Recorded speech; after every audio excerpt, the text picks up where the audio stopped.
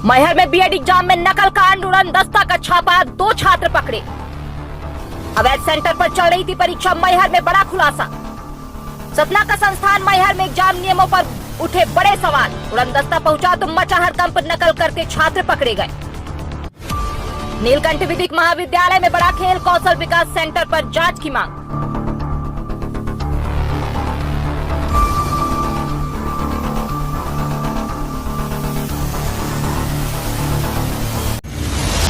मैहर से एक बड़ी खबर सामने आ रही है, जहां बीएड परीक्षा के दौरान नकल का मामला पकड़ा गया है। दरअसल मैहर के नीलकंठ विधिक महाविद्यालय की बिल्डिंग में संचालित कौशल विकास पुनर्वास रोजगार प्रशिक्षण संस्थान में बीएड की परीक्षा चल रही थी।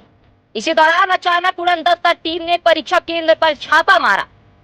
जांच के दौरान 2 छात्र संदिग्ध हालत में पाए गए और तलाशी लेने पर उनके पास से नकल सनदी बरामद हुई।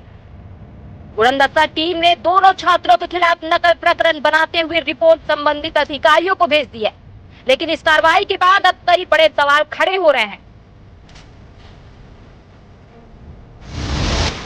नकल हम रिपोर्ट लेंगे अपने फ्लाइंग स्क्वाड से। फ्लाइंग स्क्वाड जो होगा तो विश्वविद्यालय की परीक्षा के नियमानुसार उन पर कार्रवाई की जाएगी।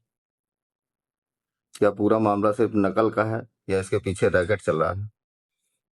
रैकेट तो हम नहीं कर सकते, क्योंकि हमारा स्क्वाड वहां पे पहुंचा है। नकल जहां तक हमको पता चली कि नकल प्रकरण भी बनाए गए हैं, तो नकल प्रकरण तो बनाना उचित है अगर कहीं पर किसी सेंटर में। इसीलिए उड़नदस्ता दल विश्वविद्यालय गठित करता है कि विश्वविद्यालय की परीक्षाओं का जो संचालन है वो नियमानुसार हो, परीक्षा की पवित्रता बनी रहे।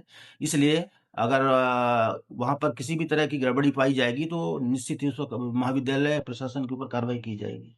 धन्यवाद सर। वहीं आरसीआई नई दिल्ली की वेबसाइट के अनुसार यह संस्थान सिविल लाइन सतना के नाम से पंजीकृत बताया जा रहा है, जबकि संचालन मैहर में किया जा रहा है। अब जिम्मेदारों से हमारा सीधा सा सवाल है कि जब संस्थान की मान्यता सतना के लिए है तो संचालन मैहर में क्यों किया जा रहा है? क्या आरसीआई की अनुमति के बिना संस्थान के स्थान बदलना नियमों के खिलाफ नहीं है?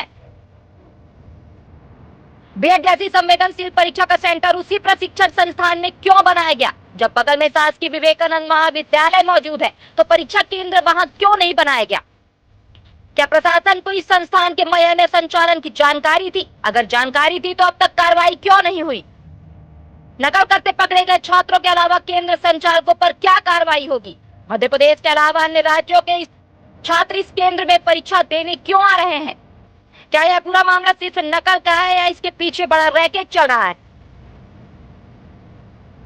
वही सूत्रों की माने तो नीलकंठ महाविद्यालय के कुछ जिम्मेदार निजी फायदे के लिए अपनी जाति भी परिवर्तन कर चुके हैं, जिनका मैहर टाइम्स एक कारनामे उजागर करेगा।